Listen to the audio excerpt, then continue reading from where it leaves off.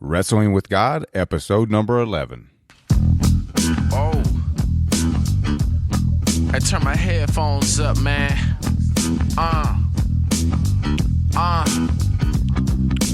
Take out your Bluetooth. We about to take it past the roof. Wrestling with God to find the truth. It's so mind-blowing and the facts are bulletproof. Tune in and connect direct, cause this sets demand respect. We ain't even tripping, the most intriguing podcast on iTunes. Flow with the word like a balloon. Oh, yeah. Welcome back, and thank you for once again tuning into the Wrestling with God podcast. I am your host, Scott Blair, and we have a very exciting interview for you today. But before we get into that interview, I just want to say thank you from the bottom of my heart for making this podcast what I never imagined it could be, because you guys have taken the time to share it on your social media, to go and leave ratings on iTunes, and you subscribe to it. It has just been unbelievable, the things that are happening with it. Of course, I've said it before that we were number one on iTunes, new and noteworthy, for a lot of our first couple months. We've continued to stay in the What's Hot section of iTunes nonstop.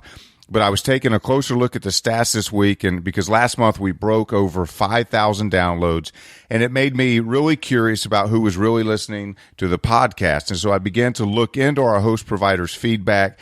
I looked at the global map they provide for downloads. In fact, I'm looking at it right now.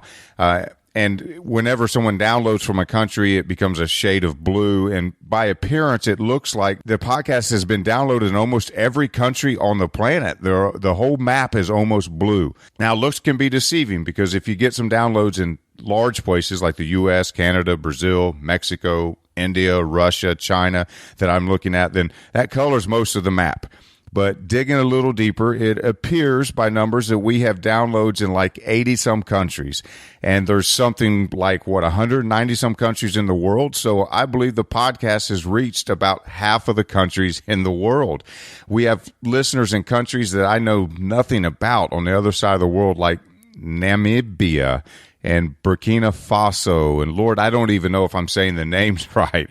But I'm so deeply grateful that we're getting downloads everywhere, and in Islamic nations and war-torn nations and communist nations and nations where the gospel is still illegal and people are being persecuted for believing in Christ there. We've got hundreds of downloads in China alone, and these humbling facts have really fanned the fire for me in making sure that the content in the Wrestling with God podcast represents the body of Christ with our best effort. And if you haven't yet, would you please share this podcast via social media? Tweet it, Facebook it, however you want. Even if you had, share it again. And again, the very best thing you could do for us is to leave us a hopefully 5-star rating and a comment. Don't forget to comment on the iTunes review. And that allows all of the ministries represented on this podcast to get the global exposure they deserve. Thank you again so much from the bottom of my heart. I am so grateful, so humbled, and I honestly just don't have the words. If you are a mixed martial arts fan, if you are a veteran, if you are a soldier, if you are a church planner, what else? If you hate cystic fibrosis, I mean, this podcast today is going to be for everybody. So if you have breath in your body, you are going to enjoy this interview. I guarantee it. And I won't keep you any longer from it, Grapplers Church fam. Let's grab a hold of God and not let go. You may have already seen our guest today via New York Times, NBC's Nightline, or The Daily Show with Jon Stewart. A self-proclaimed scrapper since childhood, Pastor John Renken now has over 68 professional mixed martial arts and boxing matches under his belt, many first-place titles spanning 3 different continents. He is a veteran of the Pride Fighting Championships in Japan, my all-time favorite sporting event, bar none. I believe he fought Akira Shoji in that bout. Is that correct? That is right. All right. For those who don't recall that, or you're probably too young to remember, in 1994, this former Satanist found Christ, graduated from North Central University in 2000 with a degree in Bible and theology. Then he accepted his calling to develop unique ministry by using his knowledge of MMA to lead others to Christ. In 2000, Pastor Renken planted Extreme Ministries and started his business, Clarksville MMA Academy, of which he is the head instructor. Pastor, we are so stoked to have you today. Are you ready to wrestle with God? I am ready. Thanks for having me on. Awesome. Hey, before we get started, if there's anything that maybe I left out of that introduction that you'd like our audience to know about you, about your family, about your work, your ministry, go ahead and feel free to let us inside a little deeper into who you are and what you got going on. Sure. One of the things that I do that, for whatever reason, when they wrote up my bio, never put on there, is I'm the head instructor here at Fort Campbell, Kentucky, where I train the U.S. Army and combatives. So I take all the skills that I've learned through years of fighting professionally in MMA and boxing and kickboxing, and I take those skills and I train.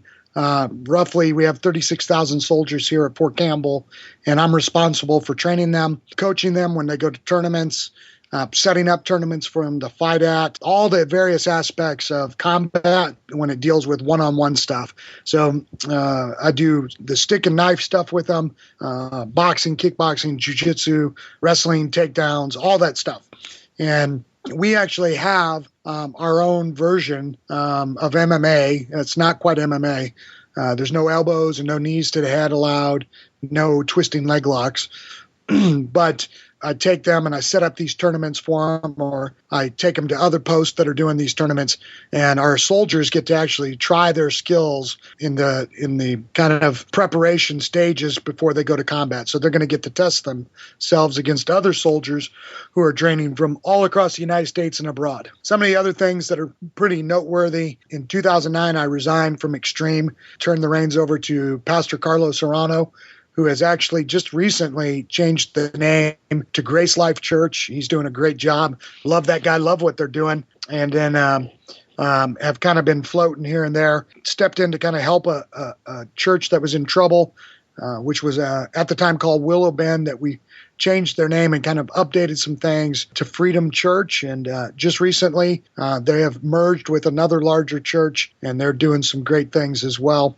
So kind of right now, I'm not in what most people would call full-time ministry, but I kind of think that the stuff I do with soldiers is full-time ministry. So you're a veteran yourself, are you not? Yes, I served from 1993 to 1996 here at Fort Campbell. Did airborne school, ranger school, a bunch of other, smaller schools that aren't as noteworthy. Airborne school, air assault, those type of things.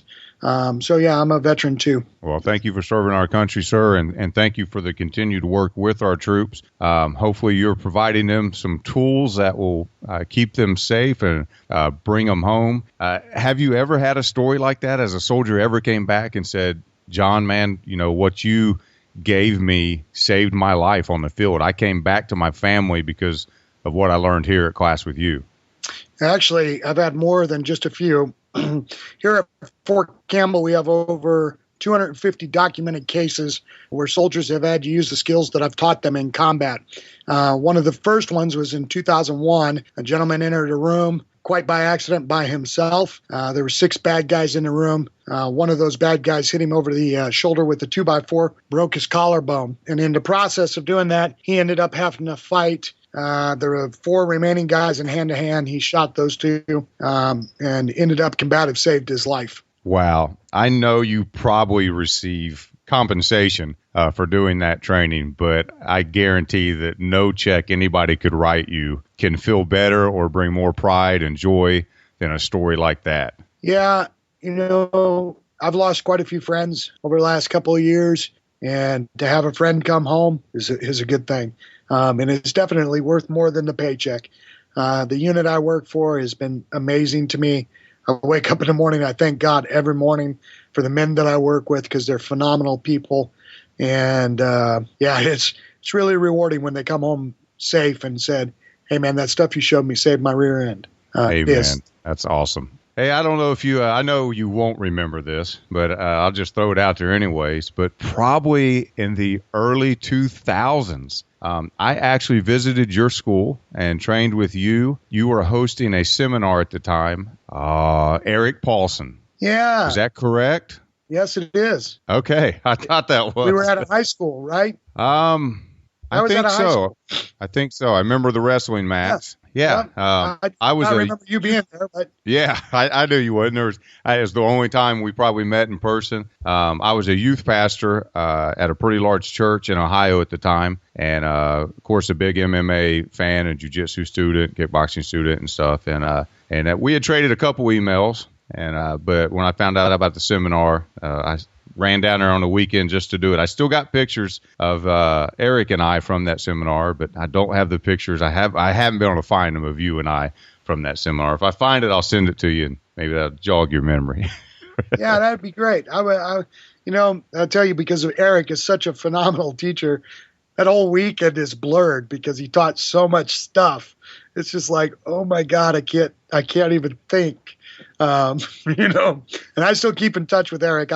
He's a great guy. He's a great teacher. I love having him involved in anything I do. Yeah, I totally agree. I remember leaving there and saying that it was a crime that I didn't videotape it, because his progression from every angle and move, and the chicken wings and the knee bars, there were just so many. Every time he told you one good one, then he modified it and it became different or better.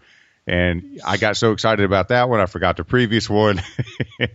And I learned 100 things, but I remembered 90 or 2 of the 100 things and forgot the other 98. I definitely record now whenever I go anywhere Eric is, because you won't remember it otherwise. Absolutely. Why don't we start at the very beginning? I guess my first question is going to be, after going through the bio, is how does a Satanist find Christ? I would probably argue that I didn't find him; he found me.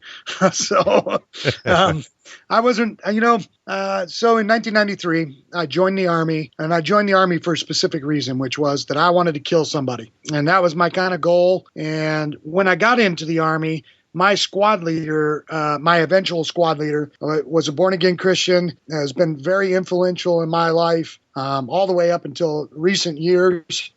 Great relationship. And, through the process of talking with him as he mentored me in the Army and was a great squad leader for me, we began to argue about religion. We began to talk about the claims of Christ. And one morning, I was getting ready to leave for Ranger School, and in the process of that, he walked up to me and he said, this might sound a little crazy, but I believe that God spoke to me, and that if you don't give your life to him, you're going to die. I was like, whoa, you must be one of those Appalachian, snake charming guys. And I was like, get away from me. I don't want nothing else to do with you type thing. And I walked back up to my barracks and I sat down. I was going back through my packing list to make sure I didn't miss anything, because in Ranger School, if you don't have your gear with you, they'll send you back home. You fail. So I wanted to make sure I wasn't a guy who had lost out on that opportunity because I didn't pay attention to my packing list. So as I was going through that packing list, I was sitting on my couch, and I just felt like God spoke to me, man. I can't explain it any other way. And, I know there's tons of people out there with theological positions of God doesn't speak anymore, but I don't have any other way to explain it. I was sitting there on my couch. I just felt God come down from heaven and say, you will die today if you don't give your life to me. And, man, I was crying, and I don't cry even now. I'm not really that big of a crier. And, man, I couldn't tell you what was wrong with me. And I walked back downstairs and I was like, hey, man, what do I got to do to get saved? And he was like, all right, man, hey, look, I get it. You don't believe, he thought I was teasing him, like making fun of him. I was like, no, I'm like really serious. What do we got to do to fix this thing? And so he came back upstairs with me and we prayed. And, man, it was just the most life-altering thing that had ever happened. And, and I wasn't looking for him. So I say that Christ found me. It wasn't the other way around. When you say former Satanist, what does that include? Were you involved in an actual cult, or you were just a twisted kid who owned a satanic Bible, wanted to kill someone? Or yeah, so in I think it was 66. I don't have it in front of me anymore. It's not readily available information in my brain. But the Church of Satan and the Temple of Set had a church split over the actual deity of Satan. Is he a real person, or is it just our human nature? The Temple of Set. Hang on. You're telling me that Satanists too have church splits? Yeah, I think it's pretty common in religion at large. Okay. Regardless of which one you're a part of. They have denominations and yep. And so they had a a split over the idea of, is Satan real or is it just our human nature? The Church of Satan decided that it was more of our human nature. The Temple of Set said, no, he's a real being, and they split. I think it was 66 or something like that. And so I went with the Temple of Set. As I started getting into the occult, I found out about the Temple of Set. I started pursuing the Temple of Set. I became a full-fledged member of the Temple of Set and was beginning to work through the degrees in the Temple of Set. So I was like a card-carrying Satanist. And we have Protestant churches that split over the same theology of whether evil is nature or actually Satan. Yep. So I think a lot of people, hearing the introduction that I gave of you also, would probably at first glance, not knowing you, think that you were a Satanist and a MMA fighter who then found Christ. But that's not the case, is it? You became a Christian and then became an MMA fighter? That's correct. So when I got out of the Army, I began to pursue full-time MMA while I was going to Bible college. I had not ever fought before I became a Christian. Like I was into martial arts and did martial arts tournaments, but I had never done MMA or any full contact stuff like that. And so when I got out and started going to Bible college, I had my first professional fight. Still find it online. It's called the Cold House Fights. It was in the winter in Wisconsin in an abandoned house. And I fought my way literally through Bible college, used the money I made from fighting to help pay the bill, because it wasn't cheap. And so I actually was a Satanist, got saved, then became an MMA fighter. That's great. So I'm sure you get this. I've listened to a few of your interviews, read some different things that you've done, and I know this is an all too common question, but people are going to ask it, and it's what we got to start with. So what about those, especially here in the body of Christ, that can't wrap their brain around it? They say that this is violence, that it's human cockfighting, it's too violent. How can you be in a pulpit and in a cage and so on? What has been your response over the years to that accusation? What's funny is this question has been asked of me since 1996. It just was when the New York Times article came out that I really had to write a response to it. So here's what I say to everybody. First is that MMA is a sport. Whether you agree that it's a sport or not, it doesn't matter. It's a sport. And we don't have a problem to anyone playing football. We don't have a problem with anybody playing hockey. I mean, even in churches, we joke about, hey, I went to a hockey game, or I went to how's it go? I went to a hockey game and a fight broke out, or however they say that. And it's okay to play hockey and fight in hockey. So what's the difference between hockey and MMA? So the first thing I try to really impress upon them is that we don't make these kind of distinctions with football. Imagine, Joel Osteen or some of these other really popular preachers out there, Mark Driscoll, if they got up on Sunday morning and said, hey, I've heard from the Lord, you can no longer be a Christian and participate in any way, shape, or form with football. What would the response across the country be like? It'd empty out churches, I'm sure. It would empty out churches probably, which really is a poor expression of our devotion to Christ. Yes. But that's a conversation for another day. And so we don't make these kind of distinctions with other sports. So why would we with MMA? My second thing is that I really base it on the word violence. The word violence actually means to violate someone, to go against someone's will and to do harm to them, whether that be through purse snatching, or raping or mugging or barroom brawl. So by the very definition of the word, MMA is not violent. It's two men or now two women, because now women MMA is legal, but two men, two women that get in a ring, have agreed on mutual terms that we're going to come in here, we're going to scuff it up, we're going to find out who the best person is. So by the mere definition of the word violence, this does not meet. So that's one of the other things I use.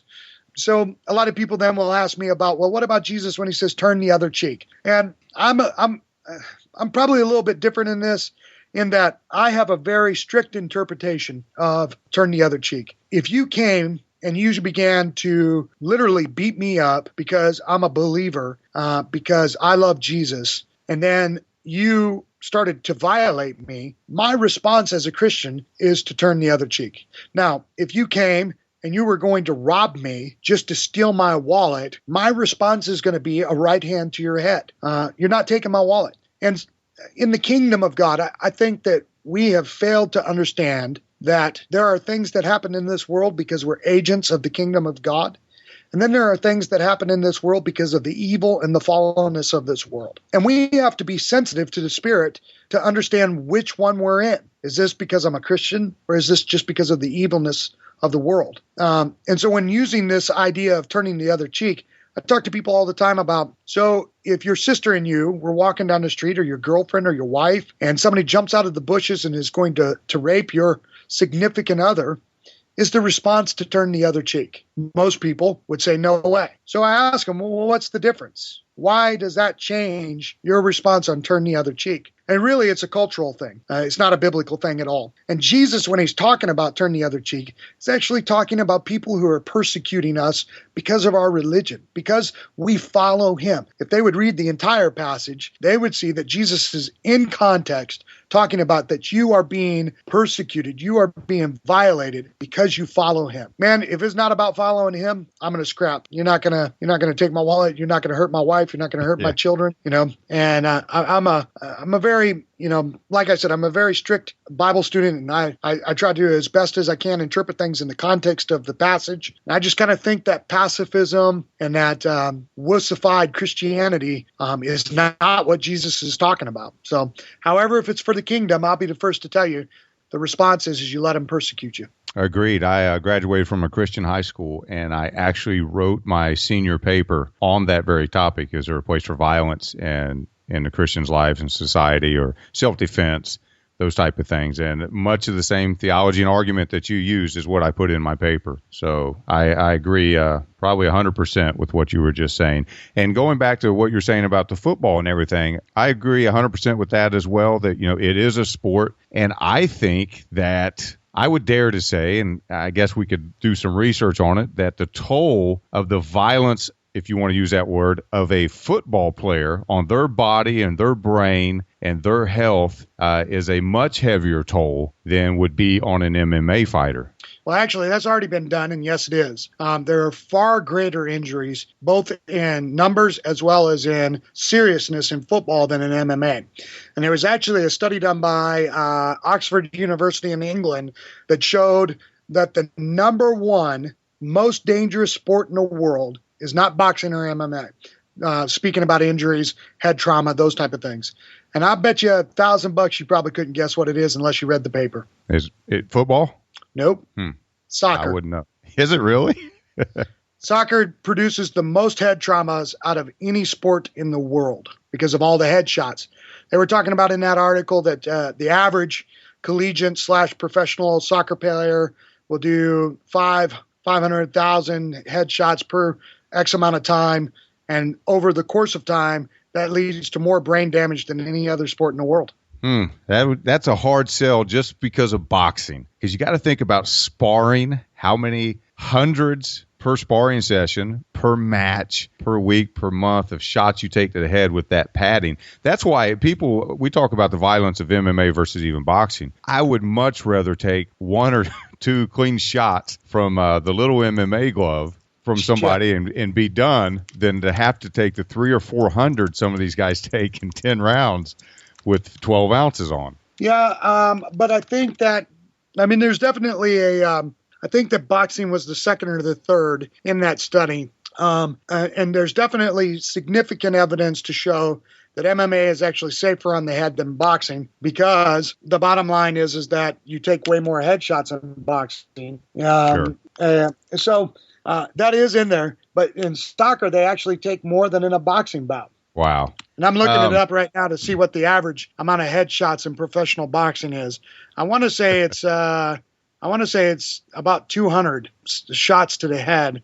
Might be a little bit more than that, but they only fight once or twice a year. And I'm trying to remember. At one time, I knew what this was as far as numbers, but I can't remember what it is now. So it's not that high for Mayweather. Yeah, it's not that boy can move, man. It is not high for him. It sure can make you miss. Yeah. There's some. when you've been boxing for that many years and had that many people throwing punches at your head, you almost develop a secondary sense there to get out of the way. So, and I can't remember what that is, but I do remember that it's not as high as what people would think. Okay. I mean, it's still pretty high, but well, if we find it, we can put it in the show notes later, or any of those studies or something. Maybe we can trade them via email, and I'll add them in the show notes and put those up to people to see if they're curious about it. I think probably from a distance, people who aren't familiar with MMA, don't know its place among believers, would probably think that you allowing that into your life, into your church, into your ministry, etc., for them would be extremely liberal in thinking. When you are, let's say, in the pulpit, if they came and said in your church, had no idea that you were an MMA fighter, you ran an MMA gym, anything like that, and they listened to you preach, would they find your theology liberal or emergent, or do you think it's more fundamental, mainline? Yeah, so I am definitely not emergent. I am definitely not fundamental either. I have a kind of a different definition of those than probably what's standard. But for the most part, if anybody listened to any of my preaching, that they would say I'm orthodox. I'm pretty straight and narrow. I'm not fundamentalist in the sense of legalism or what most people commonly know as fundamentalism, which is the preacher tends to be the authority in the house and things like that, and I'm definitely not emergent. I believe the scriptures are inspired by God. I think they mean what they mean, and all the stuff that goes on to try to kind of make them say something different than what they say is not really, where I'm at. Okay. I think a common misconception is that a lot of people might see this as maybe, how would I say this, some type of ministry gimmick. I know because of it's part of my life as well. So I understand it's really just an extension of who you are. And of course, wherever you go, Christ should bleed over into that. So I see it more like, you're taking Christ into the arenas that you're passionate about, no matter what type of work or hobby that is. Not setting up a freak show to try to attract people who otherwise might not be exposed to church.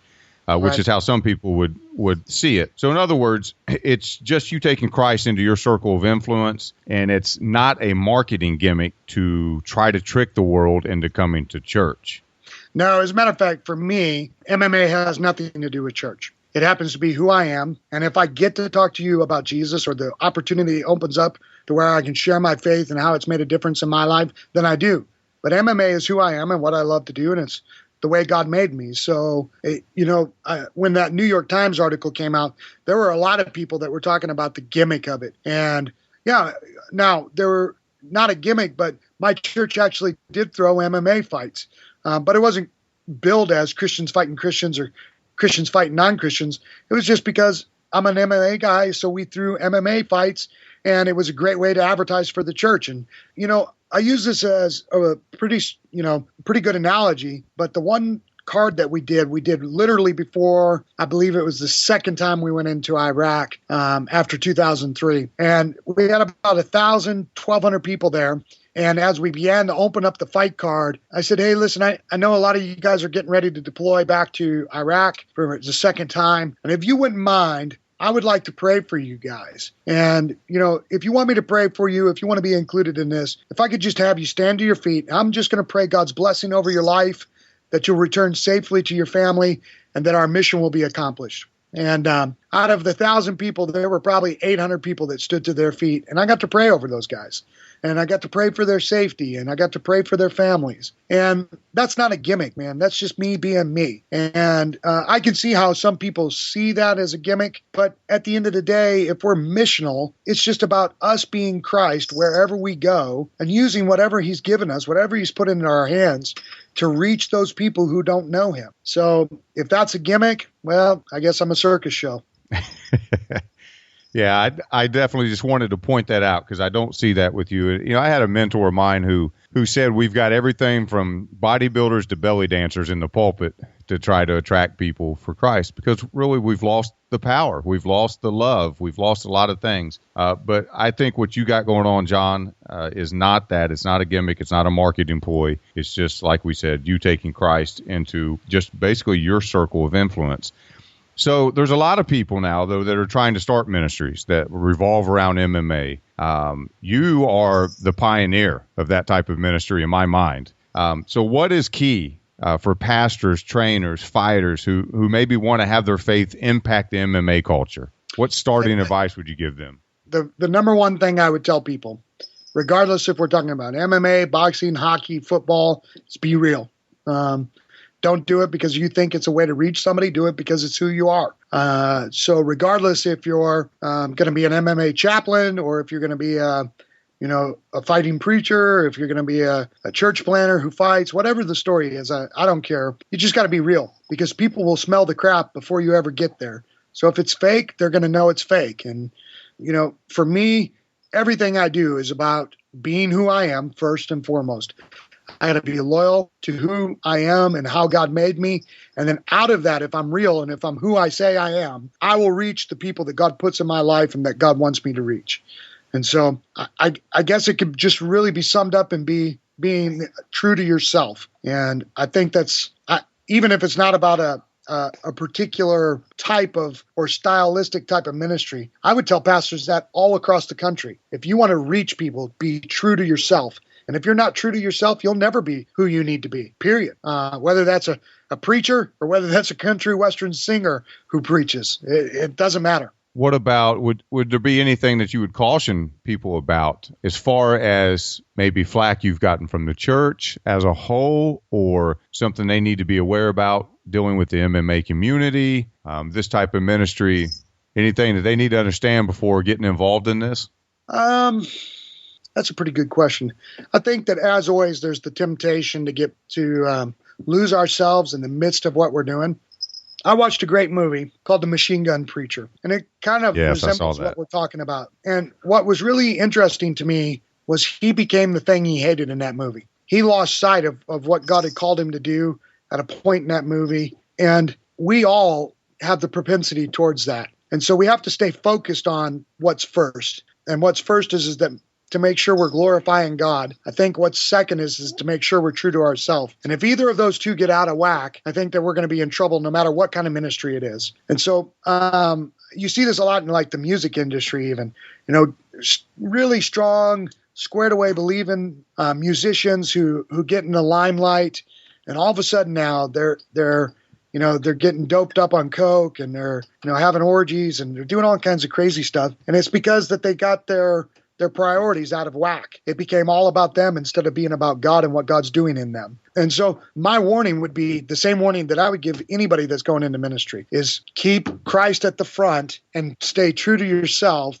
And if ever those two kind of get out of whack, man, it's going to be hell on wheels. It's guaranteed. Yeah, protect your heart without a doubt.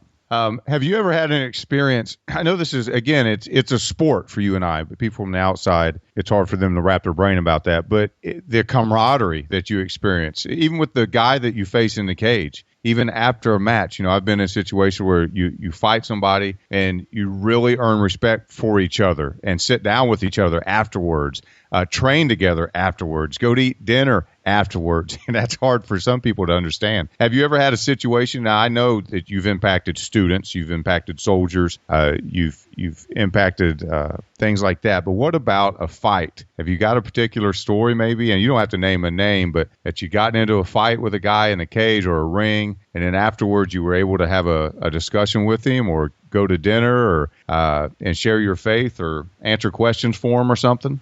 Yeah, I've had quite a few actually. And so I was on the border of Texas fighting on this one card, and I won't mention names, but a short ways away, crossing the border, there was a town called Boys Town that did all kinds of debauchery. And so we were all sitting at Whataburger, man. I can remember it as clear as day. And they were talking about going and seeing some of these just filthy things. I mean, beyond like pornographic stuff. I mean, it was disgusting. And I just sat there for a while and I listened to them all and I go, hey, listen, guys, I got it. You may or may not be a believer. I don't know where you guys are. I don't really care. I said, but you don't have to be a Christian. You don't have to be a moral person to realize what you guys are talking about is absolutely screwed up. There is no man on the planet that should think about watching that kind of filth, and they all kind of stopped and looked at me and I was like, no, man, I'm serious. I can't even believe that you guys are having this conversation. So I don't know if they ever win or not, but it was a real opportunity to try to bring some light into it. Sure. I watched the ABC Nightline piece today and prepping for this interview. And on that piece, there was a story of a fighter named Mike. He was a guy whose baby brother, I think, was murdered when they were kids. And I sat there, and I'm not going to front. I know you said earlier that you don't cry that much, and I don't either. But I watched that ABC piece today, man, and I cried. And I'll put the link to that piece in the show notes for anybody who wants to watch it.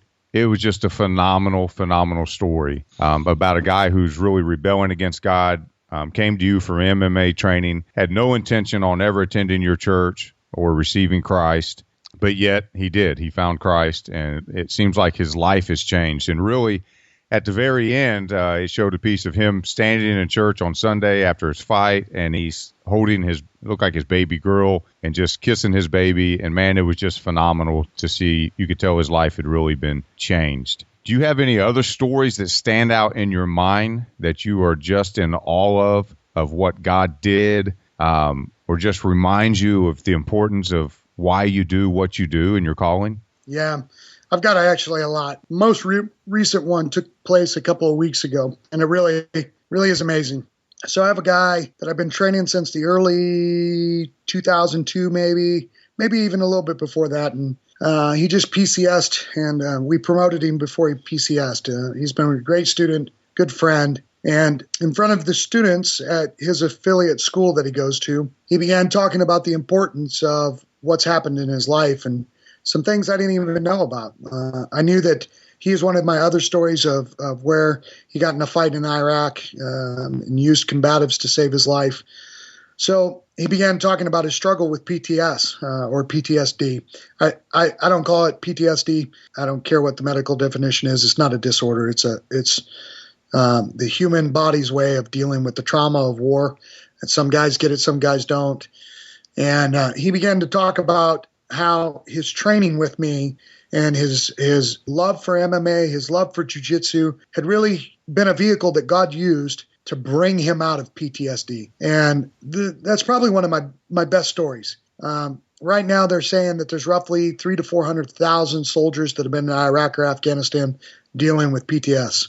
And I think that what I do is a gift from the Lord, and I see men on a daily basis fighting and training, and I listen to them and I hear them say things like, this is my therapy, this is how I get on with my life, this is how I resolve the internal conflicts. And I hear this enough, and for him to have said that, I didn't even know that he was struggling. Just kind of reaffirms to me the idea that I'm where I'm supposed to be, because God used something without me ever even opening my mouth that I do to help a guy get through some really horrible stuff that's happened in his life through war. And it was just an amazing night for me. The concept behind this podcast, the Wrestling with God podcast, is that we kind of like to take on issues that may be challenging for some people, theologically, that is, and just be honest and have open conversations about it and seek truth out no matter where it leads. But would you say that there's been anything in your theology that has changed over the years, whether it be from 94 or even from 2000 since you graduated with a degree in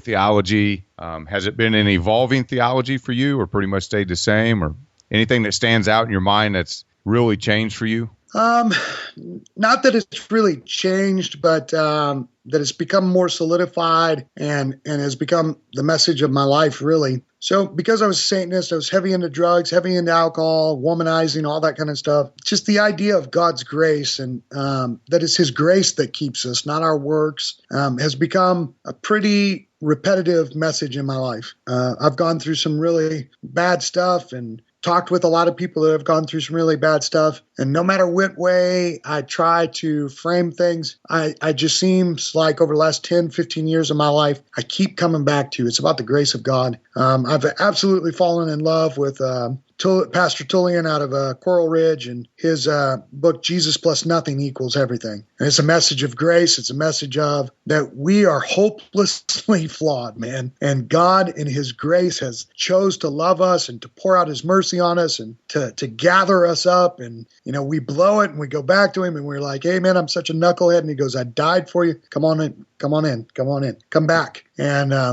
don't know, so it's not necessarily that my theology has changed. It's just the message of God's grace has become so real, so palatable.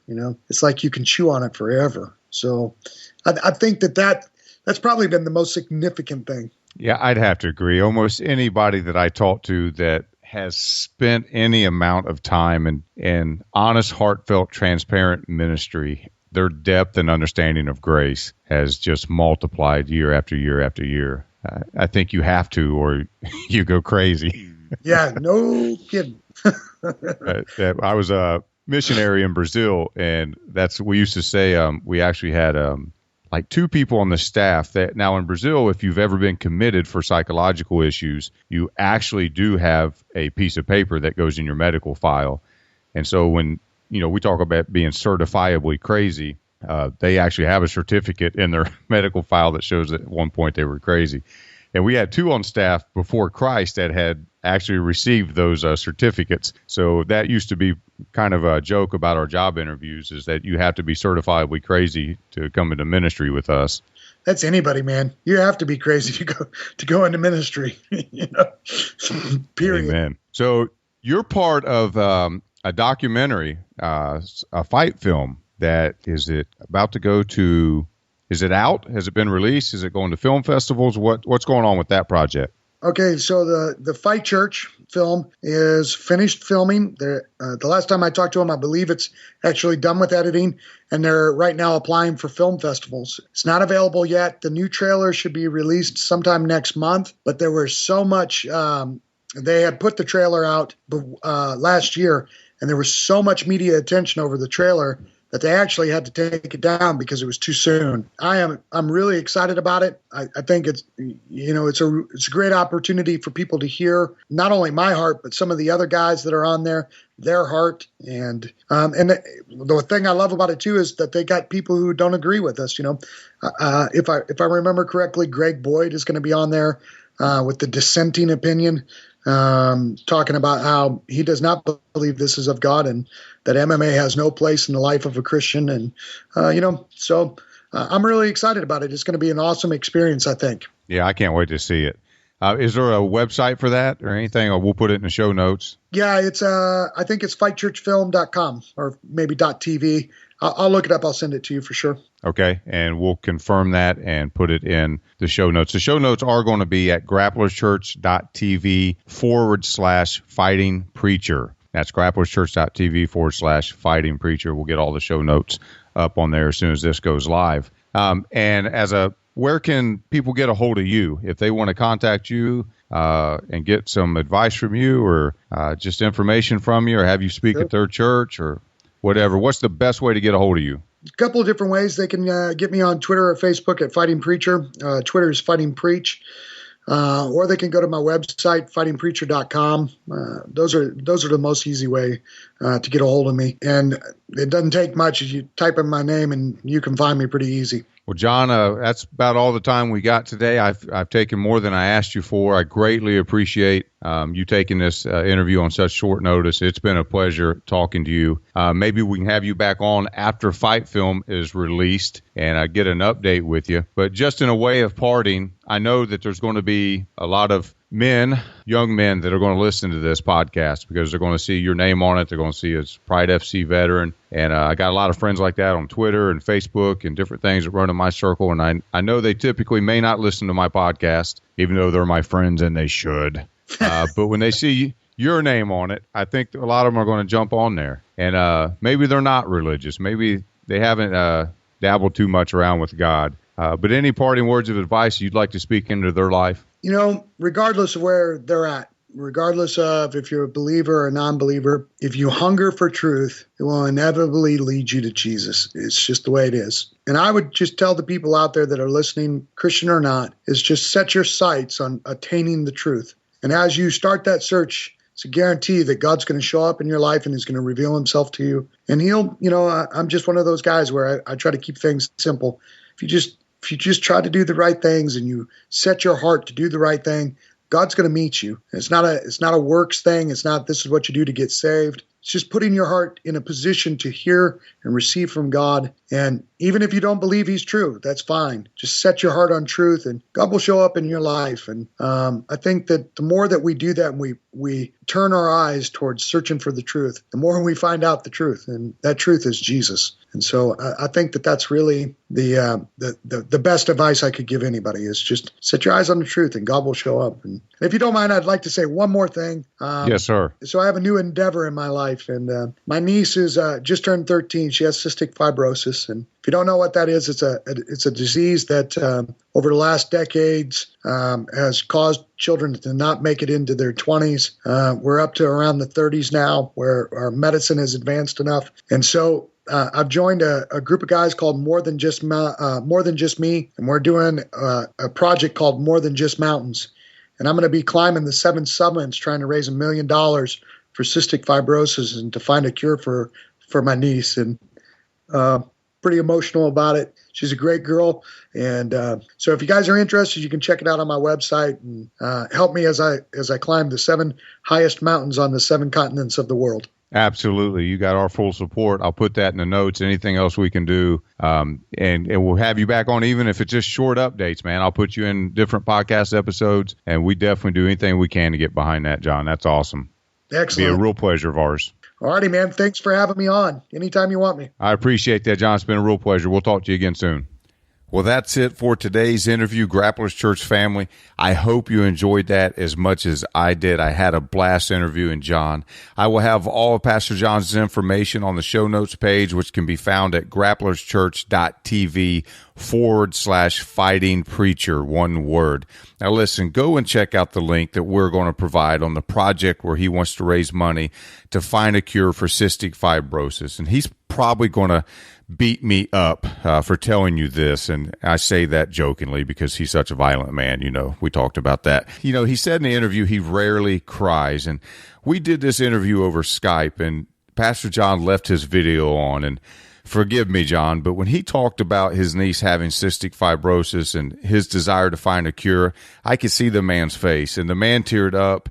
And I'm telling you, if you could have seen him like I did, you would even know more how much this really means to him, how serious he is about it. And what if it was your niece? What if it was your child? And I just really hope that a lot of us listening will check the page out, that we will get involved, because honestly, together we can make a difference. And whenever I see a man this passionate about trying to do something and help somebody, I just really want to get behind it and make a difference. So won't you join me in that? And in other quick news, the gospel hip-hop artist K Drama, if you remember, of course you will, he was the first interview we actually had on the Wrestling with God podcast in episode number 2. His new album, Winds and Waves, drops September 24th.